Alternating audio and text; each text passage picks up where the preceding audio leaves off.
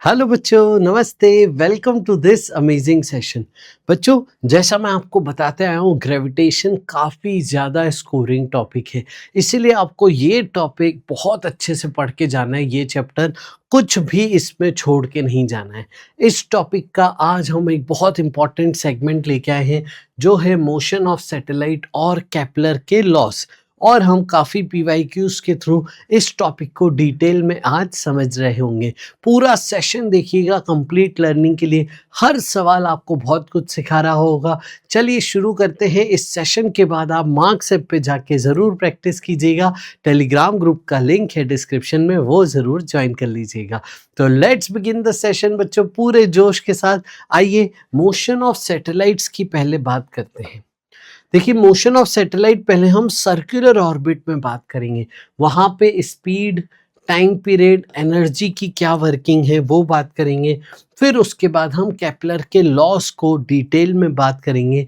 First law, second law और third law क्या क्या कह रहा है वो सब आपको सिखाते हैं। आइए, सबसे पहले सर्कुलर ऑर्बिट्स में सर आप कहना क्या चाहते हैं, आ जाइए। देखो बेटा, सर्कुलर ऑर्बिट में अगर मैं सैटेलाइट की बात करता हूँ, सर्कुलर मोशन में बेटा कौन सा फोर्स है जो सेंटर की तरफ लगता है, चलो बताओ। बड़ा ही फेमस सर्कुलर मोशन, नाम सुनते से ही आपको याद आ जाएगा वो। अगर मैं स्मॉल एम मास ले लूँ सैटेलाइट का, अर्थ का मास ले लूँ कैपिटल एम, और अर्थ के सेंटर से सैटेलाइट की दूरी लेता हूँ स्मॉल आर। स्मॉल आर को मैं रेडियस ऑफ ऑर्बिट कह रहा हूँ, और स्मॉल आर कहाँ से नापा है मैंने, अर्थ के सेंटर से। तो आपने बिल्कुल सही सोचा। मैं अगर इसका एफबीडी बताऊं सैटेलाइट का, तो उसको अर्थ के सेंटर की तरफ ग्रेविटेशन फोर्स लग रहा होगा। और क्योंकि ये सर्कुलर मोशन है, तो नेट फोर्स टुवर्ड सेंटर क्या होगा, सेंट्रिपिटल फोर्स। वो सेंट्रिपिटल एक्सिलरेशन देगा। यस बेटा, तो इस ग्रेविटेशन फोर्स को आप किसके बराबर करोगे, m into centripetal acceleration. Speed के टर्म में आप लिख सकते हो इसको mv²/r। Yes, net force toward centre को आपको सेंट्रिपिटल फोर्स या फिर मास इंटू सेंट्रिपिटल एक्सिलरेशन के बराबर करना है, mv²/r के बराबर करना है। That's it. यही आपकी बेसिक फंडामेंटल है। अब ग्रेविटेशनल फोर्स आपका क्या है, gm small m upon r square. देखिए, एक मास कट गया, एक r कट गया, gm by small r speed के स्क्वायर के बराबर आ गया। दोनों तरफ रूट ले लीजिए, तो स्पीड देखिए आ जाती है √gm/r। ये बेटा हमें याद रखना है फॉर्मूला। इसे आप कहोगे ऑर्बिटल स्पीड, जिसका फॉर्मूला है √gm/r। यहाँ पे कैपिटल एम क्या है, मास ऑफ अर्थ है, और स्मॉल आर क्या है, distance from centre of the earth. Radius of orbit कह सकते हो आप इसे, या फिर आप इसे कह दो distance from centre of the earth. Distance from centre of the earth हमें लेना है बेटा। ध्यान रखेंगे बिल्कुल एकदम, है ना। कई बार हम सरफेस से डिस्टेंस लेके गलती कर देते हैं। आइए, अब अगर मुझे स्पीड मिल चुकी है बेटा, जिसका फॉर्मूला हमें पता है, ओमेगा निकालना हो तो ओमेगा बेटा v equal to R omega, formula हमें पता होता है एंगुलर वेलोसिटी का। तो ओमेगा निकालना हो तो आप v/r करके ओमेगा निकाल सकते हैं। अच्छा सर, हमें टाइम पीरियड निकालना हो तो देखिए, यूनिफॉर्म सर्कुलर मोशन है। यूनिफॉर्म सर्कुलर मोशन में आपकी स्पीड कांस्टेंट है, तो अगर आप डिस्टेंस अपॉन स्पीड कर दें तो टाइम आ जाएगा। तो total distance 2πr upon speed, ये आपको टाइम का फंक्शन दे देगा। आइए देखिए, यहाँ पे वैल्यू निकालते हैं फटाफट। r अपॉन √gm और √r ऊपर चला गया। अब ध्यान से देखिएगा, बहुत इंपॉर्टेंट चीज एक आएगी। ये r को अगर मैं रूट के अंदर ले जाता हूं बेटा, तो ये हो जाएगा रूट पे r², और रूट पे एक r पहले से ही बैठा था इस तरीके से। तो ये हो गया 2π√r³/gm। Time period of satellite का फॉर्मूला आ गया, जो हमें याद रखना है। यस, ऑर्बिटल स्पीड याद रखनी है, टाइम पीरियड याद रखना है। अब बताओ बेटा, अगर मैं टाइम पीरियड को यहाँ स्क्वायर कर रहा हूं, तो देखिए मुझे क्या मिल रहा है, देखिए ये मिल गया। अब टाइम का रेडियस के साथ क्या रिश्ता है, T square proportional to R cube. ये रिश्ता बहुत इंपॉर्टेंट है। आप देखोगे अभी इस रिश्ते पे बहुत सवाल आए हैं और ये रिश्ता बहुत इंपॉर्टेंट हो जा रहा है। ये ध्यान रखिएगा, T square proportional to R cube, ये टाइम पीरियड का फॉर्मूला। इसी को बाद में केपलर्स लॉ ने डिफाइन किया इलिप्टिकल ऑर्बिट के लिए भी, और ये हमने अभी लिखा है सर्कुलर ऑर्बिट के लिए, T square proportional to R cube. अब हम बात कर लेते हैं यहीं पे एनर्जीज के बारे में। तो काइनेटिक एनर्जी सैटेलाइट की क्या होगी, half small M V square. V की वैल्यू रख देते हैं, अभी हमने डिराइव की root G M by R. यहाँ रखिए स्क्वायर है तो रूट हट जाएगा। तो आप देखिए काइनेटिक एनर्जी का यहाँ पे एक्सप्रेशन क्या आ रहा है, G M M by two R. Potential energy क्या बोलोगे बेटा आप सैटेलाइट की, देखिए सिंपल है, पोटेंशियल एनर्जी का formula minus G M M by small R, that's it. ये एक इंटरेक्शन की पोटेंशियल एनर्जी हो गई। अगर मैं इन दोनों का रिश्ता देखूं तो देखिए G M M by R तो सेम है। काइनेटिक एनर्जी बेसिकली क्या आ रहा है, पोटेंशियल एनर्जी बाय टू, बस काइनेटिक एनर्जी पॉजिटिव है, पोटेंशियल नेगेटिव है, तो एक माइनस साइन आप यहाँ पे बता दो। अब इनको टोटल एनर्जी निकालते हैं जोड़ के, kinetic energy plus potential energy कर दीजिए, टोटल एनर्जी कर दीजिए। तो आप देखिए जब आप इन दोनों की वैल्यू रखते हैं तो टोटल एनर्जी आ जाता है आपके पास minus G M M by two R. ये भी फॉर्मूला हमें याद रखना है टोटल एनर्जी का। अब देखिए टोटल एनर्जी काइनेटिक में रिश्ता दिख रहा है, टोटल एनर्जी काइनेटिक का मैग्नीट्यूड सेम ही तो है, बस टोटल एनर्जी नेगेटिव है, काइनेटिक एनर्जी पॉजिटिव है। और अगर मैं इसका पोटेंशियल के साथ रिश्ता निकालूं तो टोटल एनर्जी है पोटेंशियल एनर्जी बाय टू, दोनों नेगेटिव। तो आप देखिए ये आपके पास एक जनरल इक्वेशन बन रही है जो बहुत इंपॉर्टेंट है। इनफैक्ट अगर आप ध्यान रखो तो एटॉमिक स्ट्रक्चर आपने पढ़ा था, तो इलेक्ट्रॉन का मोशन न्यूक्लियस के अबाउट आपने पढ़ा था, उसमें भी यही रिलेशन आ रहा था। देखिए कितना इंटरेस्टिंग है ना, ब्रह्मांड के सबसे छोटे यूनिट एटम के इलेक्ट्रॉन के सर्कुलर ऑर्बिट में भी सेम रिलेशन आ रहा है, और बड़े हेवनली बॉडीज सैटेलाइट के आपके ऑर्बिट का भी सेम रिलेशन आ रहा है। तो हमें क्या क्या याद करना है फिर से बता दूं बच्चे, मुझे ऑर्बिटल स्पीड ध्यान होनी चाहिए, फॉर्मूला एकदम स्टैंडर्ड, टाइम पीरियड का फॉर्मूला ध्यान होना चाहिए, टोटल एनर्जी का फॉर्मूला ध्यान होना चाहिए, और ये रिलेशन सारे ध्यान होने चाहिए। आइए थोड़े से सवाल जवाब करके आपको सिखाएं। सबसे पहला सवाल देखिए, ये सवाल क्या कह रहा है, सवाल कह रहा है कि सैटेलाइट ऑर्बिट में घूम रही है, आपको ग्राफ दिए हैं, इनमें इस ग्राफ है एनर्जी के, काइनेटिक पोटेंशियल टोटल, इनमें से कौन सा ग्राफ काइनेटिक है, पोटेंशियल है, टोटल है, आपको बताना है। चलिए जल्दी से बताते हैं। देखिए एक पॉजिटिव ग्राफ दिख रहा है, दो नेगेटिव, तो काइनेटिक एनर्जी पॉजिटिव है, तो ए जो है वो काइनेटिक एनर्जी का ग्राफ हो गया। अब बी और सी में से एक टोटल एनर्जी है, एक पोटेंशियल एनर्जी है, total energy potential energy by to है। अब आपको कंपेयर करना है बेटा यहाँ पे कौन टोटल कौन पोटेंशियल। देखिए जीरो के करीब कौन है आप सोच सकते हो, मैग्नीट्यूड किसका ज्यादा है आप सोच सकते हो। मान लीजिए अगर आप ऐसे नहीं सोच पाए तो वैल्यू इमेजिन कर लो, सपोज लेट पोटेंशियल एनर्जी को मान लो -10, तो टोटल एनर्जी क्या हो जाएगी -5। तो जीरो के करीब कौन है सी, और जीरो के करीब कौन है टोटल एनर्जी, तो टोटल एनर्जी का ग्राफ हो गया सी, और पोटेंशियल एनर्जी का ग्राफ हो गया बी। किस में है बेटा ये है ऑप्शन यहाँ पे डी में, M I right, A kinetic, B potential और सी टोटल। तो इस तरीके से देखिए ये सवाल आए हुए हैं सारे एग्जाम में, और आपसे देखिए अब क्या पूछ रहा है। A satellite is launched in equatorial plane in such a way that it can transmit signal up to 60 degree latitude on earth, जिसकी ऑर्बिटल स्पीड इस फॉर्मेट में है और अल्फा आपसे पूछा है। देखिए लैटिट्यूड एंगल में आपको बता दूं क्या है, अगर आप अर्थ पे हैं तो आप हॉरिजॉन्टल से जो एंगल देख रहे हैं जिसे आप लैम्डा भी कह सकते हो, लैम्डा हम कह रहे हैं लैटिट्यूड एंगल होता है। समझ गए बेटा, लैम्डा को हम लैटिट्यूड एंगल कह रहे हैं और 90 माइनस लैम्डा करेंगे उसको कोएल्टीट्यूड एंगल कह देंगे। लैम्डा बेसिकली लैटिट्यूड एंगल है। अब आपको बोला है एक सैटेलाइट कहां तक सिग्नल भेज पाएगी। सपोज यहां पे एक सैटेलाइट है, तो ये सिग्नल देखिए आप, सिग्नल यहां पे मिल गया, यहां मिल गया, यहां मिल गया, आखिरी पॉइंट कौन सा होगा जहां तक सिग्नल जाएगा, वो होगा टेंजेंट। जी हाँ, उसके लिए देखो ये ग्राफ, ये डायग्राम भी बना के दिया।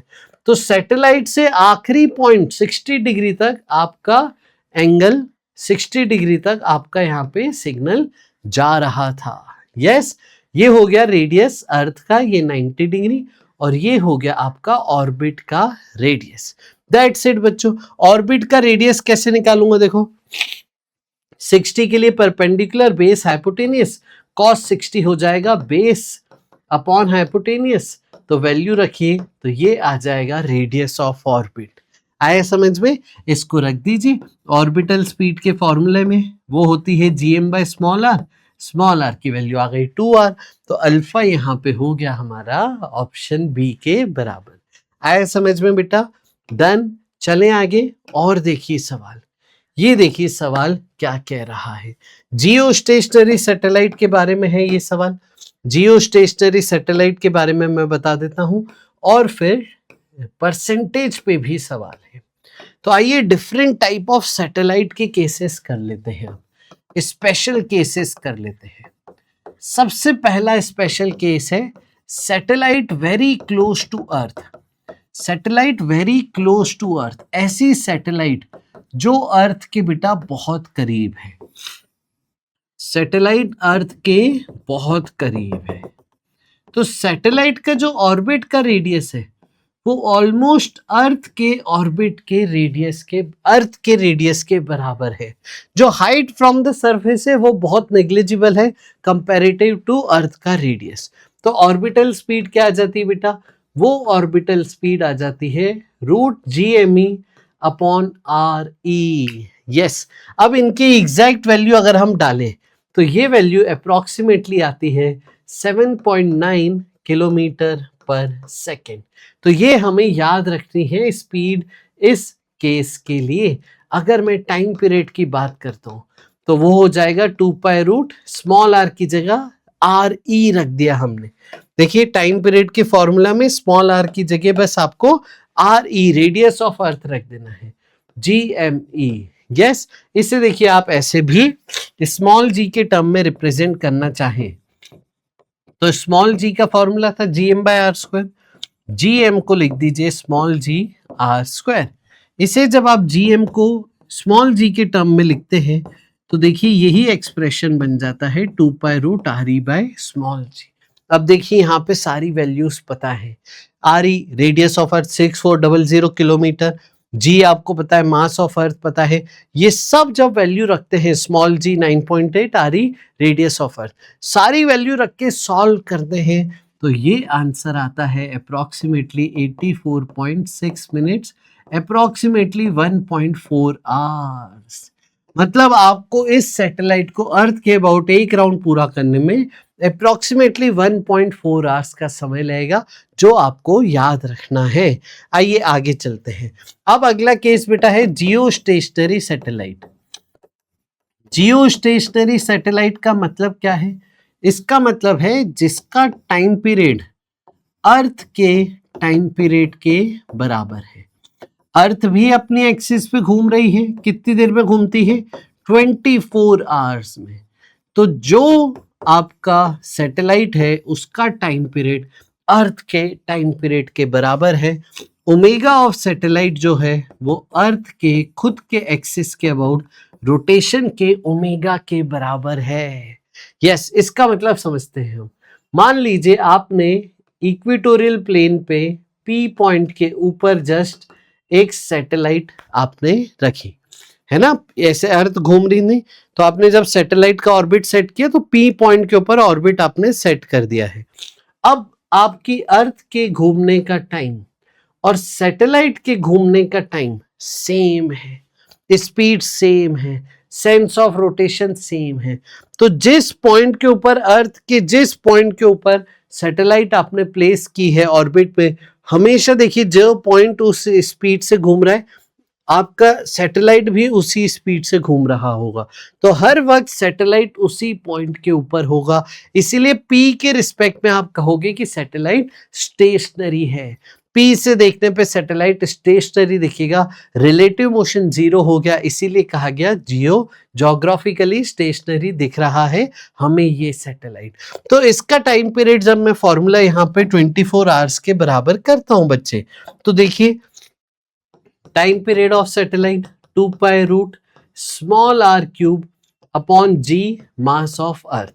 इसको जब आप 24 आवर्स है ना, इसको फिर मिनट्स इनटू सेकेंड आप जब करेंगे, सॉल्व करते हैं ना, तो स्मॉल आर की वैल्यू आती है अप्रोक्सीमेटली 42,000 किलोमीटर, 42,000 किलोमीटर जियो स्टेशनरी सैटेलाइट के रेडियस है ऑर्बिट का। और अगर हाइट बात करूं मैं, तो इसमें से 6,400 माइनस कर दीजिए, अप्रोक्सीमेटली हाइट आ रही है 36,000 किलोमीटर। ये डेटा याद रखने के लिए अच्छा है, आपको लॉन्ग टर्म में ये याद रहेगा।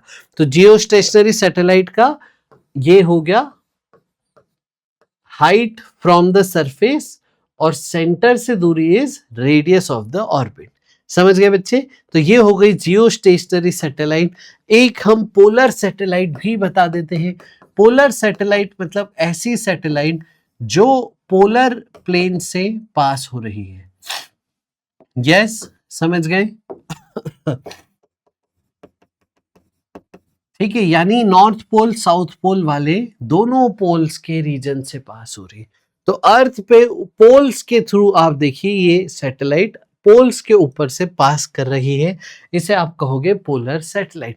अब इस सैटेलाइट का कवरेज बहुत ज्यादा होता है, क्योंकि अर्थ ऐसे घूम रही है और सैटेलाइट ऊपर से नीचे आ रही है, तो ये सैटेलाइट बहुत ज्यादा कवरेज देख पा रही होती, तो इसलिए बहुत ज्यादा हम वेदर मॉनिटरिंग के लिए सैटेलाइट यूज करते हैं। अब आप मेरे को बताना, एक ऑर्बिट दे रहा हूं, क्या ये ऑर्बिट पॉसिबल है? मान लीजिए ये ऑर्बिट है सैटेलाइट का, क्या ये पॉसिबल है? सोचो जरा। इस सैटेलाइट का एफबीडी, इस पे फोर्स लगेगा अर्थ के सेंटर की तरफ। क्या ये फोर्स सेंट्रीपिटल है? नहीं। आप बोलोगे कंपोनेंट ले लेता हूं, तो इसका कंपोनेंट सेंट्रीपिटल देगा, लेकिन इसका एक कंपोनेंट नीचे भी तो आ गया, तो वो सैटेलाइट को नीचे पुश कर रहा होगा। This is not a stable circular motion. ये स्टेबल ऑर्बिट नहीं है, ये ऑर्बिट नहीं है। ऑर्बिट के लिए आपको ये सेटअप करना है कि ऑर्बिट का सेंटर अर्थ का सेंटर हो। ऐसा चलेगा क्या सर? ऐसा चलेगा ऑर्बिट, ऐसा चलेगा ऑर्बिट, ऐसा चलेगा? यस, ये सारे ऑर्बिट चलेंगे, क्योंकि हर ऑर्बिट का सेंटर अर्थ के सेंटर के सेम होना चाहिए। समझ गए बच्चे? अब देखिए आपका पीवाईक्यू सवाल कुछ करके बताएं आपको। आपको कहा जा रहा है जियो स्टेशनरी सैटेलाइट है, इसको आपने ऑर्बिट में सेट किया प्लेनेट पी के about, height 11 R about the surface of planet, R being the radius of the planet. Geostationary satellite है, प्लेनेट यहाँ पे अर्थ है, प्लेनेट पी हम ले लेते हैं अर्थ को। समझ गए? तो प्लेनेट पी अर्थ है, तो जियो स्टेशनरी सैटेलाइट का 24 आवर्स टाइम पीरियड हो गया। द टाइम पीरियड ऑफ एक और सैटेलाइट इन आवर्स, आवर्स में बताना है, जिसकी हाइट है 2 R from the surface of earth. यहां पे सबसे बड़ी गलती क्या करते हैं बच्चे, ध्यान से सुनना। तो ये formula T square proportional to R cube पे बेस्ड सवाल है। एक सैटेलाइट का टाइम दे दिया, दूसरे सैटेलाइट का टाइम पूछ लिया, ये बहुत कॉमन सवाल है। एक के लिए देखिए आपको क्या बोला है 11 आर, एक के लिए 2 आर, तो आपने लिखा टाइम 1 11 आर का क्यूब, टाइम 2 का स्क्वायर 2 आर का क्यूब, और ये देखो गलत हो गया, गलत हो गया। आपको बेटा यहाँ पे हाइट दी थी 11 आर, सेंटर से दूरी कितनी हो गई 12 आर, तो रेडियस ऑफ ऑर्बिट यहाँ पे 12 आर होगा ना बेटा। आई बात समझ में? कहाँ गलती करते हैं बच्चे? तो जो पहला टाइम पीरियड है उसका स्क्वायर प्रोपोर्शनल टू 12 आर का क्यूब आप कीजिएगा। सेकेंड टाइम पीरियड का स्क्वायर। देखिए सेकेंड टाइम पीरियड की हाइट क्या है 2r, तो रेडियस ऑफ ऑर्बिट क्या हो गया 2r प्लस आर, यानी 3r का क्यूब। अब देखिए दोनों को डिवाइड कर दीजिए, तो टाइम 1 बाई टाइम 2 का स्क्वायर इक्वल टू, देखिए डिवाइड करेंगे 4 का क्यूब यानी 64 आ जाएगा। फिर दोनों तरफ रूट ले लीजिए, टाइम 1 बाई टाइम 2 आपका मिल जाएगा 8, टाइम 2 पूछा है आपसे, टाइम 2 यहां से आ रहा है time 1 by 8। Time 1 geostationary थी तो उसका 24, तो देखिए टाइम 2 का आ गया 3 आवर्स। आया बेटा समझ में? तो ये आपका 3 आवर्स आ चुका है करेक्ट आंसर। ये बेटा यहाँ पे 6√2 ऑप्शन था और ये 6/√2 ऑप्शन था। थर्ड ऑप्शन था आपका 3 और 3 इज द करेक्ट आंसर। चलिए आगे चलते हैं। एक और सवाल देखिए, बड़ा इंटरेस्टिंग सवाल है। टाइम पीरियड का परसेंटेज चेंज पूछा है। देखिए एंगुलर, ये एंगुलर मोमेंटम बाद में आएंगे हम। आ जाइए ये सवाल देखिए, satellite is launched into the circular orbit जिसका रेडियस r है, इसका टाइम पीरियड हम t मान लेते हैं। सेकेंड सैटेलाइट का रेडियस ऑफ ऑर्बिट देखिए क्या है 1.02 r। आपसे पूछा है नया टाइम पीरियड आ गया t dash, percentage difference in orbital time period बताइए। Percentage change in time period आपसे पूछ रहा है। Basically final minus initial upon initial into 100, इसे आप इस तरीके से भी लिख सकते थे। अब देखिए ध्यान से, परसेंटेज चेंज की बात हो रही है। यहां पे रेडियस में चेंज बहुत कम है। जब बहुत कम चेंज आता है तब कैसे करते हैं, आओ मैं आपको ये कंसेप्ट सिखाऊं।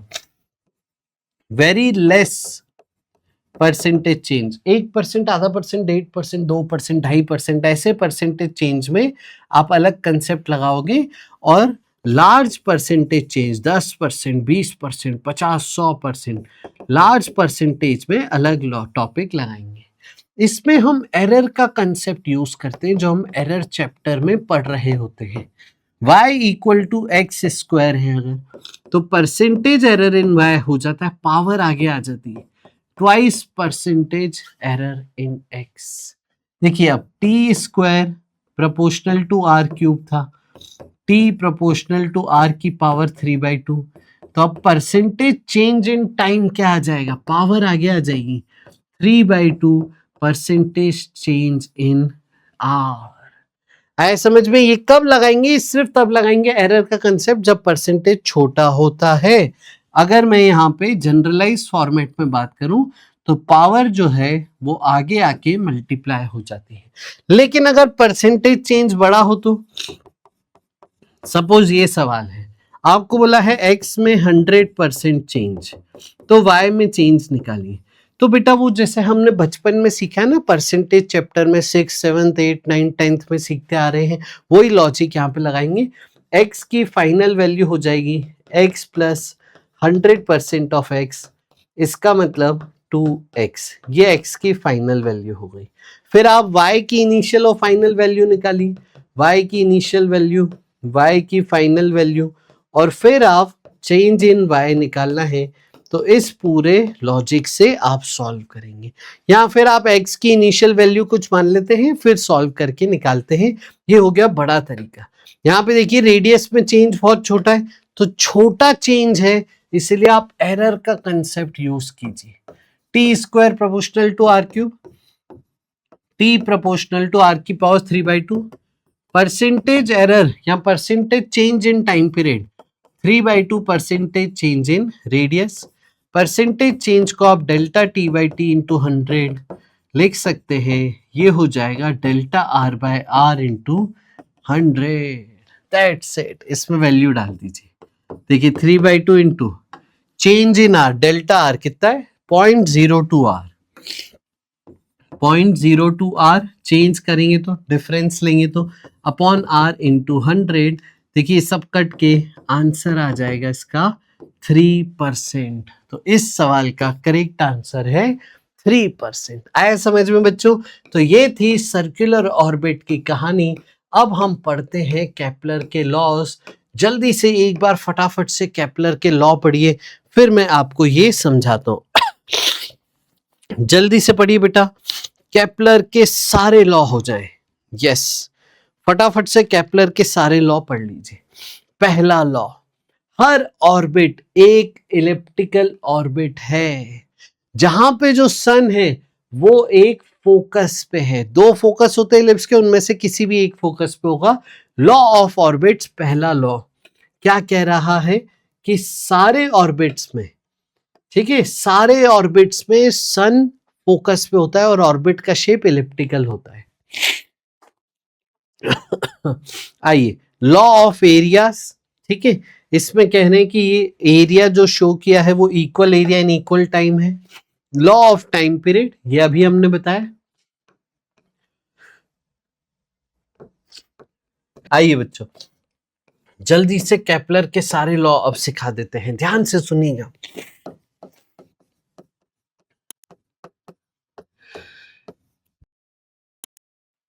सबसे पहले इलिप्स की बातचीत कर लेते हैं बेटा हम, आ जाओ। तो ये रहा आपका सन, है ना। इलिप्स में बेटा मैथ्स में हमने क्या सीखा है, ये पूरी लेंथ को हम 2a लिखते हैं बच्चे, और 2a होता है हमारा major axis. M I right बच्चों। ए क्या हो जाएगा फिर, ए हो जाएगा उसका हाफ। सेमी मेजर एक्सिस आप ए को कहेंगे।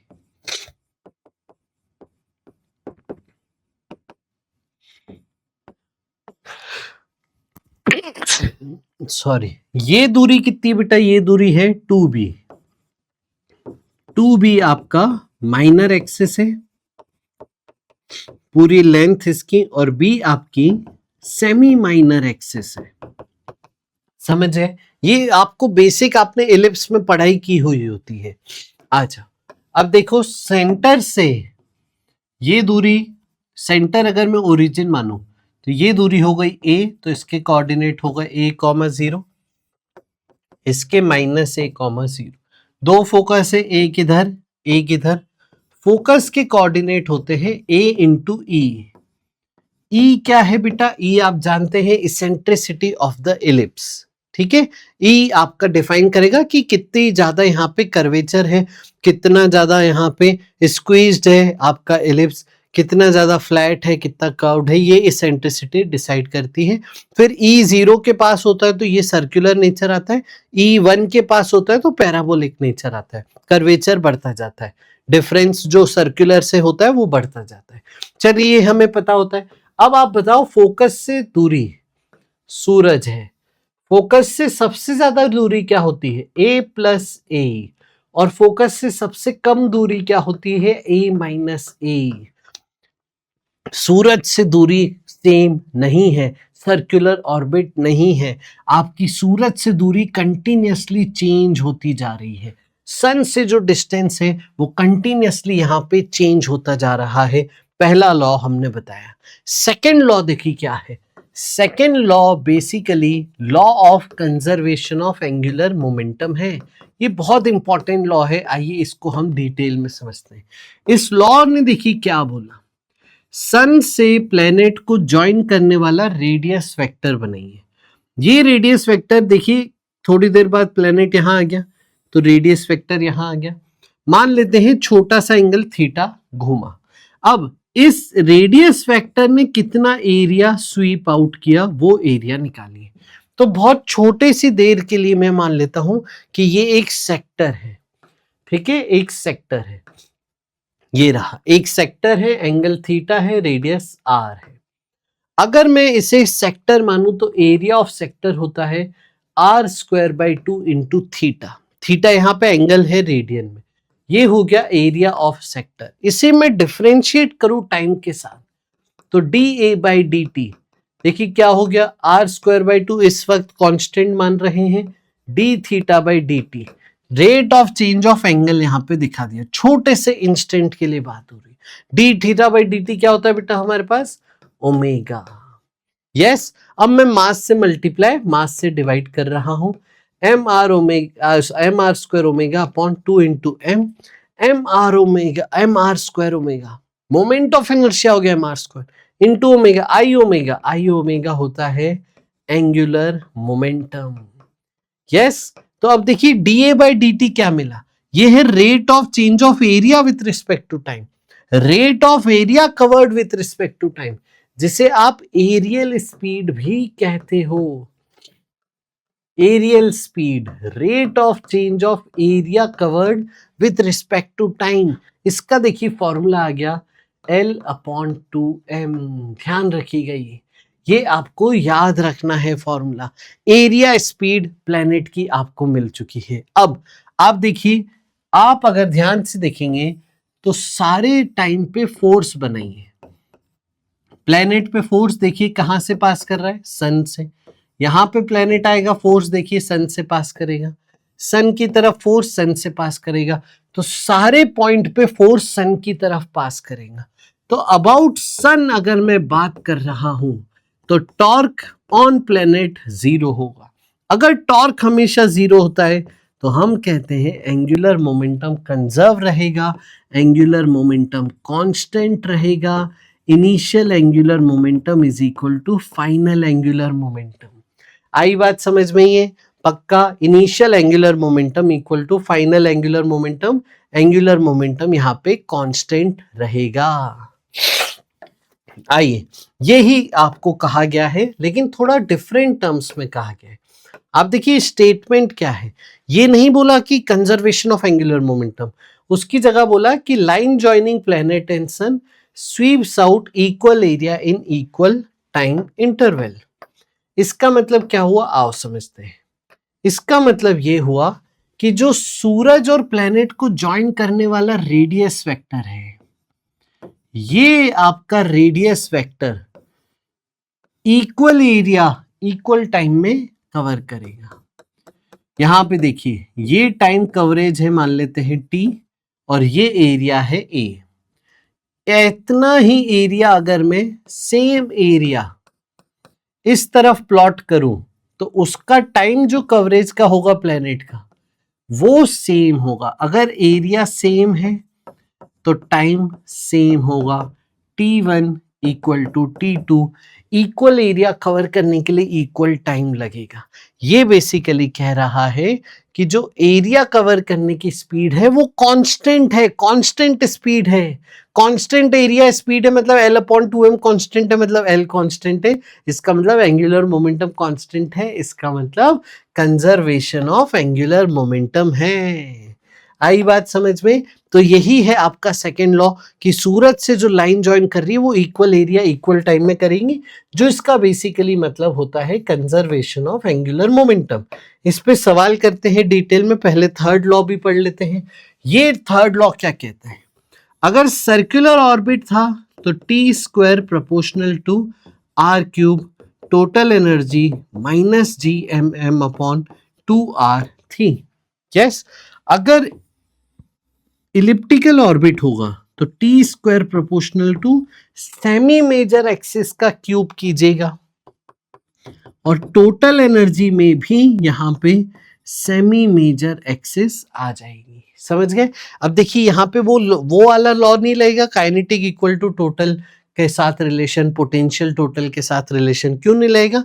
क्योंकि हर जगह देखिए पोटेंशियल एनर्जी डिफरेंट है, डिस्टेंस अलग है, हर जगह स्पीड अलग अलग होगी, हर जगह काइनेटिक पोटेंशियल अलग अलग होगी, टोटल एनर्जी जरूर कांस्टेंट है। ये आपका लॉ हो गया केप्लर्स का third law relating the time period. आइए अब जल्दी से कुछ हम इंपॉर्टेंट सवाल जवाब करेंगे related to Kepler's law. Elliptical orbit में हमारे पास सॉल्व करने के लिए कुछ है ही नहीं, सिर्फ ये दो इक्वेशन है, कंजर्वेशन ऑफ एंगुलर मोमेंटम और conservation of energy. Initial potential plus initial kinetic equal to final potential plus final kinetic. बस कभी भी इलिप्टिकल ऑर्बिट आएगा तो बस यही दो हमारे पास रास्ते हैं, इसके अलावा रास्ता ही नहीं है। यही थॉट प्रोसेस है कि कंजर्वेशन ऑफ एंगुलर मोमेंटम करेंगे और कंजर्वेशन ऑफ एनर्जी करेंगे। एक दो सवाल करते हैं, सवाल के थ्रू आपको और अच्छे से समझ आएगा। मान लीजिए सन है जिसका मास है कैपिटल एम, एक प्लेनेट है जिसका मास है स्मॉल एम। प्लेनेट की मैक्सिमम दूरी जो है वो 4r आपको दे दी है, मिनिमम दूरी जो है वो आपको 2r दे दी है। प्लेनेट जब यहां था तो 4r दूरी, पास आएगा तो 2r दूरी। अच्छा, अब देखिए इनके नाम भी है, स्टैंडर्ड नाम भी है मैक्सिमम डिस्टेंस पॉइंट और मिनिमम डिस्टेंस पॉइंट के। देखिए क्या नाम है, वो लिखा है क्या यहाँ पे? यस, पेरिलियन और एपेलियन। ठीक है, देखिए नाम देखिए क्या है, ये नाम आपको पता होने चाहिए। यस, ताकि हम कंफ्यूज ना हो। आइए ये नाम भी आपको बता देते हैं जल्दी से, जहां लिखा था वहीं पे एक्सप्लेन करते हैं। आओ, तो आपको देखिए क्या बोला है, जो सबसे सूरज के पास वाला पॉइंट होता है ना, उसे आप कहते हैं पेरिलियन। ठीक है, और अलग केस में इसी पॉइंट को हम आगे जाके कहेंगे पेरिजी। ठीक है, अब ये देखिए जो सबसे दूर वाला पॉइंट है इसे आप कह रहे हैं एपेलियन। दूसरे केस में इस ऑर्बिट के अलावा दूसरे ऑर्बिट में कहीं पे इसे एपोजी नाम से भी कहा जाता है। तो एपोजी पेरिजी मतलब, पेरिजी मतलब पी से पास, तो पास वाला पॉइंट पेरिजी। एपिलियन पेरिलियन मतलब पी से पास, पेरिलियन मतलब पास वाला पॉइंट, एपिलियन मतलब मैक्सिमम डिस्टेंस वाला पॉइंट। आए बेटा समझ में? ये आप सबको ध्यान रखना है। तो आपको मैक्सिमम मिनिमम डिस्टेंस दी है, आपसे पूछा है मैक्सिमम मिनिमम स्पीड भी बता दीजिए, मैक्सिमम मिनिमम स्पीड भी बता दीजिए, ये आपसे पूछा है। समझ गए? अब आप कैसे करेंगे सॉल्व बताइए। तो हमारे पास सॉल्व करने के लिए दो ही रास्ते, कंजर्वेशन ऑफ एंगुलर मोमेंटम और conservation of energy. Conservation of energy कैसे, देखिए यहां पे पोटेंशियल एनर्जी माइनस GMM/4r, यहां पे kinetic energy equal to final potential energy और फाइनल काइनेटिक एनर्जी। ये सब हमने यहाँ पे लिख दिया। ठीक है, अब देखिए V1 V2 नहीं पता, दो वेरिएबल है, दो इक्वेशन लगेंगी। ये पहली equation conservation of angular momentum कैसे लिखेंगे, आओ देखो मैं सिखाऊं। तो आपका इनिशियल एंगुलर मोमेंटम क्या होगा, mvr। एंगुलर मोमेंटम का फॉर्मूला है पार्टिकल के लिए mvr, r क्या होगा, परपेंडिकुलर डिस्टेंस। एंगुलर मोमेंटम को मैं ऐसे लिख सकता हूं, mvr साइन थीटा या फिर mv इंटू परपेंडिकुलर डिस्टेंस। अब देखिए यहाँ पे mv और डिस्टेंस परपेंडिकुलर है, तो mv into 4r is equal to mv2 into 2r। यहां से देखिए रिलेशन मिल गया हमें v2 equal to twice v1। ये रिलेशन को यहां पे रख के सॉल्व करते हैं, आ जाओ। तो यहां पे देखिए इसको इधर ले आइए, 1/2 पॉजिटिव हो जाएगा, आपके पास ये सेटअप बनेगा। Am I right? Plus half m v1 square equal to half m v2 को रख दीजिए 2v1, तो ये 4v1 स्क्वायर आपको मिलेगा। ये सॉल्व कीजिए बेटा, 1/4 बचेगा ये, एम आई राइट? और इसको उधर भेज दीजिए, 4 - 1 3/2 m v1 स्क्वायर। m से m कट गया, ये 2 से 2 कट गया और 3 नीचे यानी 6। तो आपके पास v1 स्पीड आ गई √gm/6r और v2 स्पीड इसकी डबल है, तो ट्वाइस √gm/6r। ये दो केस आपको बन गए। आए समझ में? मैक्सिमम मिनिमम स्पीड आपको मिल गई। इसी तरीके से आप और डिटेल में एनालिसिस करोगे ना, आप ध्यान से देखोगे अगर आप, तो यहाँ पे mvr आपने इनिशियल और फाइनल को इक्वेट किया था, v1r1 इक्वल टू v2r2। तो v इंटू आर का प्रोडक्ट सेम है इधर और इधर। इस प्रोडक्ट का सेम क्या, एक बढ़ेगा तो दूसरा कम। तो जहां पे डिस्टेंस ज्यादा है वहां स्पीड कम, यहाँ पे मैक्सिमम डिस्टेंस है तो ये पॉइंट मिनिमम स्पीड का होगा, और ये मिनिमम डिस्टेंस है तो ये पॉइंट मैक्सिमम स्पीड का होगा। जब आप सूरज के करीब होते हो, सबसे करीब पे स्पीड सबसे ज्यादा होती है। सूरज से जब आप दूर होते हो तो सबसे दूर जाओगे तो स्पीड कम होती है, मिनिमम होती है। ये हमें ध्यान रखना है। अब बेटा आपको हम इलिप्स की भाषा में बात करें तो मैक्सिमम डिस्टेंस कितना है बेटा, a प्लस ए। तो इसके टर्म में अगर मैं बात करता हूं और सेम पूरा प्रोसीजर रिपीट करता हूं डिस्टेंसेस को a प्लस ए और a माइनस ए मान के, तो हमें देखिए रिलेशन जो मिलेगा आप डिराइव कीजिएगा। मैक्सिमम स्पीड ऐसी आती है root G M by a 1 plus e minus 1 minus e, ये याद रखना है। मिनिमम स्पीड आपकी देखिए आती है root G M by A, minimum है तो न्यूमरेटर छोटा डिनोमिनेटर बड़ा। आई बेटा बात समझ में, ये आप हमेशा जीवन भर याद रखिएगा। और आप यहां पे देखिए ये आपका हमने तरीका सॉल्व करने का बता दिया। अब देखिए एक क्वेश्चन और करते हैं। इलिप्टिकल ऑर्बिट के पैटर्न्स देखो अलग अलग समझा रहे हैं। मान लीजिए ये अर्थ है, आपने 60 डिग्री एंगल पे speed root G M by R से फायर कर दिया, मास एमी, रेडियस आर, ये रेडियस ऑफ अर्थ आपको दिया है। अब आप सबसे पहले तो ये बताओ इस पार्टिकल का पाथ क्या होगा। सबसे पहले आपको ये बताना है कि पाथ क्या ट्रेवल होगा, फिर आपको बताना है maximum distance from centre of earth. Maximum distance from earth centre आपको यहां पे बताना है इस पार्टिकल का। अब ध्यान से सुनिए, स्ट्रेट लाइन में तो भेजा नहीं है, पार्टिकल स्ट्रेट लाइन में भेजते तो आप बोलते कि स्ट्रेट वापस आ जाएगा, स्ट्रेट लाइन पाथ होगा। रेडियस के लॉन्ग फायरिंग होती तो, रेडियस के लॉन्ग तो फायरिंग है नहीं, आपने रेडियस से 90 डिग्री भी फायरिंग नहीं करी है। अगर आप 90 डिग्री पे फायरिंग करते तो आप बोलते कि सर्कुलर मोशन में वो घूम जाएगा। आपने किसी एंगल पे फायरिंग की है तो ना स्ट्रेट लाइन ना सर्कुलर मोशन, ये एक इलिप्टिकल पाथ होगा। यस, तो कोई भी आप किसी एंगल पे बात करेंगे हमेशा इलिप्टिकल पाथ ही सोचेंगे आप, तो ये आपका एक इलिप्टिकल पाथ होगा। सबसे पहले हमें ये अंडरस्टैंडिंग चाहिए। अब इलिप्टिकल पाथ में किसी एंगल पे है तो किसी एंगल पे एंगुलर मोमेंटम कैसे लिखेंगे, M V R sine theta, और थीटा यहां पे क्या है, angle between velocity vector and radius vector. समझ गए बेटा, है ना। तो जैसे सन था ना वैसे ही बस अर्थ है फोकस पे रहेगा, उसके अबाउट ये सैटेलाइट इलिप्टिकल ऑर्बिट करेगी, तो वो इलिप्टिकल ऑर्बिट हम बना देते हैं। इस तरीके से इलिप्टिकल ऑर्बिट होगा। अब देखिए वो अर्थ पे यहां पे है तो वो बाहर बाहर का आप बना सकते हो, अंदर बनाएंगे तो अर्थ को फिर ऐसे काट के बनाना पड़ेगा। खैर ठीक है, बाहर बाहर का हम बना लेते हैं। अब देखिए मैक्सिमम डिस्टेंस वाला पॉइंट बड़ा इंटरेस्टिंग है। मैक्सिमम डिस्टेंस पे जब आप बात करेंगे तो ये देखिए आर और स्पीड ये आपस में परपेंडिकुलर थे, याद है। मैक्सिमम डिस्टेंस में आर और स्पीड परपेंडिकुलर थे, तो हमने बोला कंजर्वेशन ऑफ एंगुलर मोमेंटम करना है। इलिप्टिकल ऑर्बिट में कोई रास्ते ही नहीं है।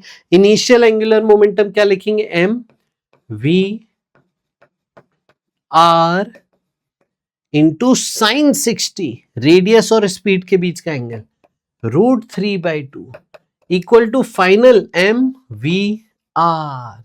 तो यहां पे देखिए आपके पास v इंटू आर की वैल्यू आ गई root 3/2 into speed into R E. Yes, ये v फाइनल हो गई, ये v इनिशियल थी। सबसे पहले हमने किया यहाँ पे कंजर्वेशन ऑफ एंगुलर मोमेंटम। अब करते हैं, आ जाओ, कंजर्वेशन ऑफ एनर्जी। यस, कैसे करेंगे, पहले अर्थ के सरफेस पे था, ये रहा काइनेटिक एनर्जी। फाइनली हमें डिस्टेंस निकालनी है, फाइनल काइनेटिक एनर्जी हमें नहीं पता। तो देखिए आर और वी वेरिएबल है, इनिशियल स्पीड हमें पता है, फाइनल स्पीड नहीं पता। अब देखिए इनिशियल स्पीड रख दीजिए, इनिशियल स्पीड आप रखते हैं तो आपको क्या मिलेगा सेटअप, ये देखिए रूट हट जाएगा, सॉल्व कीजिए, -1 + 1/2 -1/2 आपको मिल जाएगा। ठीक है, एलसीएम लेके जब आप सॉल्व करेंगे इस तरफ आ जाइए, ये रहा। अब स्पीड को क्या लिखे सर हम, ठीक है, ये एक सवाल है। तो स्पीड को देखिए दिस थिंग अपॉन आर लिख दीजिए। तो स्पीड का स्क्वायर है तो नीचे एक तो देखिए आर स्क्वायर आपको मिल जाएगा, यहां से आर आ जाएगा, √3/2 का स्क्वायर हो जाएगा 3/4। फिर स्पीड का स्क्वायर आपका मिलेगा gm/re, और फिर देखिए re का स्क्वायर यहां पे एक आ जाएगा। ये आपका एक्सप्रेशन पूरा बन रहा है। यहां पे अगर आप देखेंगे तो gmm कैंसिल हो जाएगा। देखिए gmm कैंसिल हो गया, एक re कैंसिल हो गया। तो अब देखिए आपका एक्सप्रेशन क्या बन रहा है, 1/2re माइनस इक्वल टू, यहां पे देखिए -1/r, यहां पे देखिए plus 3/8 small r square into ऊपर की तरफ capital RE। M I right? अब देखिए आप एलसीएम ले लीजिए, यहाँ पे 8 से मल्टीप्लाई, 8 से 8r से भी मल्टीप्लाई, इसको उधर भेज दीजिए, इसको इधर भेज दीजिए, तो 8 small r square equal to -16 capital RE small r plus 6re square, 2 common लेके एक तरफ लाइए, 4r square -8re small r plus 3re square equal to 0। ये आपकी एक क्वाड्रेटिक इक्वेशन बनी। इसमें r के 2 रूट्स आएंगे, मैक्सिमम वाला रूट आप लीजिएगा, वो आपका मैक्सिमम वाला जो रूट आएगा वो आएगा 3re/2। इस तरीके से हम करेंगे किसी एंगल पे जब आप निकाल रहे हो आपकी यहां पे वेलोसिटी, और ये मैक्सिमम डिस्टेंस आएगा। अब हम आगे चलते हैं, यहीं पे सपोज आपसे एंगुलर मोमेंटम ऑफ पार्टिकल पूछ ले कि angular momentum of particle about centre of the, about ellipse का फोकस, अबाउट सन के अबाउट, या फिर अर्थ के सैटेलाइट के अबाउट अगर आप पूछे तो एंगुलर मोमेंटम कैसे जवाब देंगे हम, बताओ तो जरा बच्चे। ये देखिए, तो mv/r, इससे हम जवाब देंगे। इसमें v मिनिमम ले लीजिए, r मैक्सिमम हो जाएगा, या फिर v मैक्सिमम अगर आप ले रहे हैं तो r मिनिमम हो जाएगा। समझ गए बेटा? पक्का? चलें आगे। तो एक ना मैं आपको जनरल होमवर्क दे देता हूं। एक होमवर्क क्वेश्चन है, थोड़ा मेहनत आपसे करवा देते हैं। सब वेरिएबल ले ले कि आपको कुछ नंबर के साथ दे दे, बताओ जरा। चलो एक नंबर के साथ आपको दे देते हैं। जैसे हमने 2r 4r लिया था, अभी हम डिफरेंट ले लेते हैं, ये 2r और इसको 6r ले लेते हैं। तो मैक्सिमम स्पीड बता देना बेटा क्या आएगी, इसका मास कैपिटल M और प्लेनेट का mass small m। Minimum speed बता दीजिएगा, चलिए, और फिर आप एंगुलर मोमेंटम भी बता दीजिएगा अबाउट सन। ये तीनों चीजें आप बता दीजिएगा। समझ गए बेटा? पक्का? चलें आगे। देखिए अब कुछ PYQs एक दिखाऊंगा मैं आपको, जहां पे आपसे डायरेक्ट एरियल स्पीड का फॉर्मूला पूछ लिया है कि एरियल वेलोसिटी बताओ। बच्चे को एरियल वेलोसिटी का फॉर्मूला ही नहीं पता, इसीलिए ये सवाल आते हैं। L/2m आपका आंसर है। दैट्स इट बच्चों। अब मैं एक लास्ट टाइप आपको बताऊंगा लेक्चर खत्म करने से पहले। ये लास्ट टाइप आप देखो कैसे टाइम का यूज किया जा रहा है। टाइम का यूज देखिए कैसे किया गया। क्वेश्चन लिखिए। क्वेश्चन ये है कि अर्थ घूम रही थी सन के अबाउट। यस बेटा। इस पूरे राउंड का टाइम बताओ। टाइम पीरियड था 365 डेज। अब क्या हुआ, आपने अर्थ को रोक दिया, अर्थ को रोक दिया, और फिर आपने ऑर्बिट पे घूम रही थी ना, उसको रोक दिया और छोड़ दिया। तो अर्थ को रोक दिया, छोड़ दिया, तो अर्थ सूरज की तरफ आने लगेगी। और आपसे पूछा है अर्थ को सूरज तक आने में कितना समय लग जाएगा। अब देखिए ग्रेविटेशन में टाइम निकालने वाले सवाल, देखिए टाइम पीरियड तो हम निकाल लेते हैं सर्कुलर मोशन का, टाइम मोशन का टाइम निकालने वाले सवाल बड़े कम हैं। और वो तो एक्सेलरेशन वेरिएबल है, तो डिफरेंशिएशन इंटीग्रेशन बहुत हैवी लगेगा कैलकुलस। यहां पे देखिए क्या कर रहे हैं, बहुत ही शानदार एक कंसेप्ट एलिप्टिकल ऑर्बिट का ही। मैं यहां मान लेता हूं कि चलो अर्थ ना आपने सन पे भेजी, तो इस तरीके से आप एक इलिप्स ही मान लीजिए।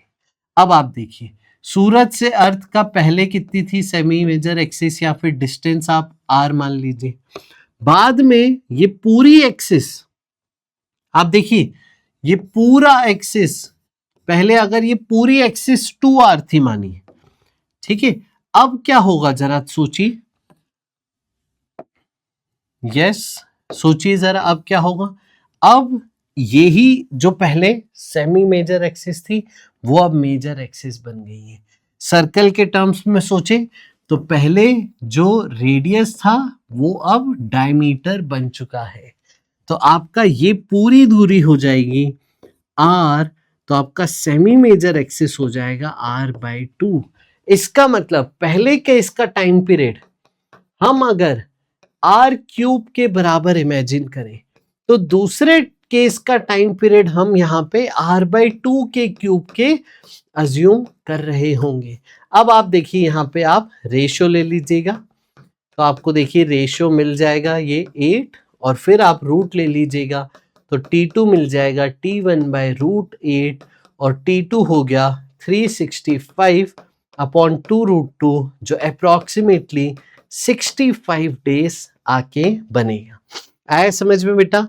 तो ये आपका सवाल है, यहाँ पे हमने इलिप्टिकल ऑर्बिट का अजम्पशन लेके अर्थ का सूरज तक आने का टाइम निकाला, और ये टाइम हम t² प्रोपोर्शनल टू r³ निकालेंगे। एक और चीज यहाँ पे हम बता दें, अर्थ का यहां तक आने का टाइम पूरा टाइम नहीं लगेगा। आपको बात आ रही है समझ में? आपको ये अर्थ का यहां तक आने का टाइम, इलिप्स का पूरा टाइम नहीं लगेगा। ये जैसे आपने निकाला ना, ये पूरा टाइम नहीं लगेगा। क्यों? क्योंकि ये तो टाइम पूरे ऑर्बिट का है ना, अर्थ का सन तक आने का टाइम चाहिए, तो एक्चुअल में इसका हाफ आपको करना पड़ेगा।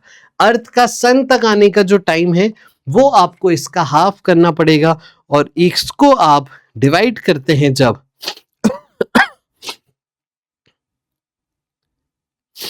इसको जब आप हाफ से डिवाइड करते हैं, अर्थ का सन तक आने का टाइम, अर्थ टू सन, वो आपको मिलता है टाइम ऑफ इलिप्स बाय 2, तो वो हो जाएगा 365/4√2, और वो आ जाएगा अप्रॉक्सीमेटली 65 डेज। समझ में आया बेटा? आप देखिए पूरे ऑर्बिट का टाइम था 365 डेज। आपने एक तो ऑर्बिट नया अज्यूम कर लिया, ऑर्बिट का टाइम पीरियड T2 ले लिया, अर्थ को बस एक कोने से दूसरा आधा ऑर्बिट ही करना है, उस टाइम पीरियड का हाफ कर दिया, वो अप्रॉक्सीमेटली आपको 65 डेज मिलेगा। समझ गए बेटा? तो आज के लिए इतना ही। और देखिए हमने यहाँ पे बहुत सारे इस प्लेलिस्ट में आपको लेक्चर दिए हैं, हर लेक्चर देखिए। लास्ट में मिक्स्ड प्रॉब्लम सॉल्विंग का भी लेक्चर है, जहाँ पे सारे प्रॉब्लम्स का कंसेप्ट एक साथ बताएंगे, और वहाँ पे फील्ड और potential due to continuous bodies भी बताएंगे। तो अभी के लिए इतना ही बच्चों, मिलते हैं अगले सेशन में। बाय बाय, टेक केयर, बहुत सारा प्यार, बहुत सारा आशीर्वाद।